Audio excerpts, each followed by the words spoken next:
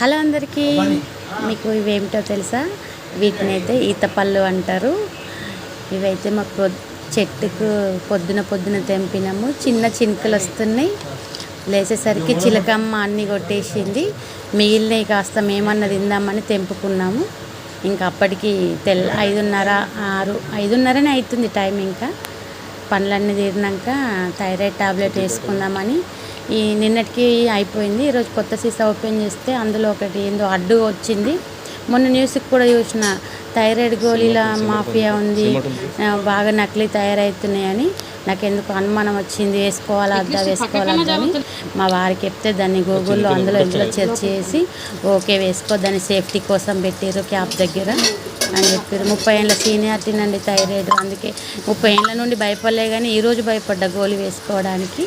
మాదైతే వంట అయిందండి.